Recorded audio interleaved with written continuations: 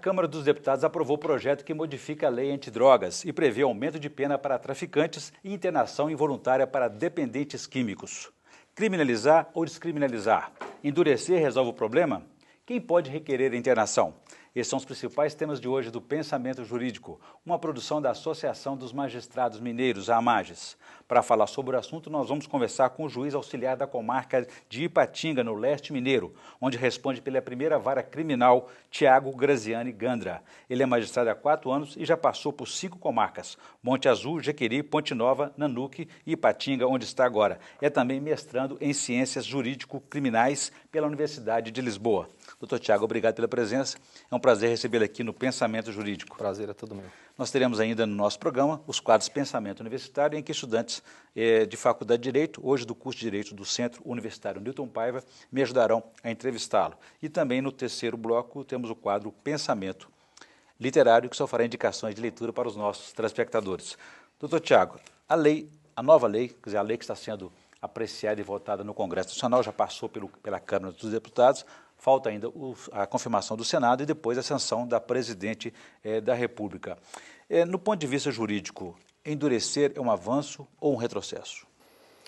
Juridicamente falando, Leon, endurecer tem sido a própria história da legislação brasileira tem demonstrado que não é o caminho, não vou dizer que é correto, mas não é o caminho que tem nos dado as respostas que nós esperamos.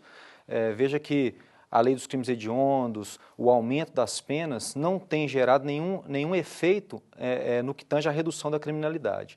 Portanto, eu acho que é cedo para uma lei de 2006 achar que aumentar a pena do tráfico seria a solução para os problemas da criminalidade que a gente vivencia hoje. E que avaliação que o senhor faz que essa nova lei, se aprovada, se sancionada, poderá ter sobre o sistema criminal e o penal no país?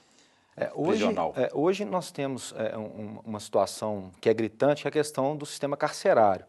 Então, hoje as penitenciárias estão superlotadas e, evidentemente, o Executivo não consegue fazer o seu papel na proteção do cidadão em relação à violência que reina, e essas chamadas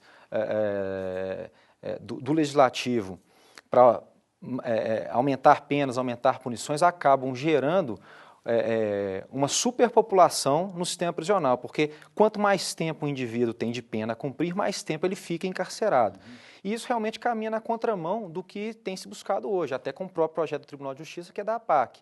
Então, assim, há soluções que passam ainda ao largo de se colocar mais tempo o indivíduo dentro do sistema prisional. E o aumento de prisões não tem diminuído também o tráfico de drogas, ao contrário, eles fazem tráfico até mesmo dentro da prisão. Exatamente. Exatamente. Não, é o que eu estou dizendo, não se verifica na prática o efeito que se pretende com a legislação. E o que o projeto prevê é um aumento hoje de 5 a 15 anos para traficante, passando agora de 8 para 15 anos. Mudou-se também, está se mudando o conceito de traficante e de organização criminosa. O que é que muda? Basicamente, o que acontece? Com relação a essa situação do traficante, tem algo que é ainda mais grave do que a própria questão da organização criminosa, porque o que nós vivenciamos na prática é que é muito difícil para a acusação fazer a demonstração segura do envolvimento daquele indivíduo com a organização criminosa. É uma situação mais complexa. O que a gente tem percebido que tem acontecido com relação ao conceito do traficante, e isso engloba, evidentemente, estar envolvido ou não com uma organização criminosa, é a situação da diferenciação entre o traficante e o usuário. O que acontece? A lei não estabeleceu quantidade de droga a ser apreendida. Eu também acho que esse não é o caminho. Que caracterizaria o tráfico, no caso, né? Mas eu acho que esse também não é o caminho. Porque vamos partir do pressuposto seguinte: quem diz quem é o traficante ou não, vamos ser sinceros, é a polícia. A polícia, quando pega um indivíduo, é a polícia que define se ele vai ser traficante ou se ele vai ser usuário. Porque na hora de ouvi-lo na instrução criminal, eu vou ouvir principalmente os policiais. E essa subjetividade não é negativa? O que é negativo é a polícia fazer essa definição. O problema é que a situação se tornou de tal maneira grave que você tem um envolvimento muito próximo da polícia com o traficante. E aí você cria já rixas antigas daquele policial que atua naquela área com aquele traficante. É um problema da gestão da segurança, né? Exatamente. Agora, doutor Tiago, entre o usuário e o traficante existe o pequeno traficante. Às vezes aquele usuário que, pelo fato de consumir, ele precisa traficar para poder manter esse vício. Dá para distinguir isso na lei ou fica difícil? É muito difícil. A legislação parte do seguinte pressuposto. Até assim, é uma visão, vamos dizer, reducionista do problema do tráfico. E isso é no mundo inteiro, não é a legislação brasileira.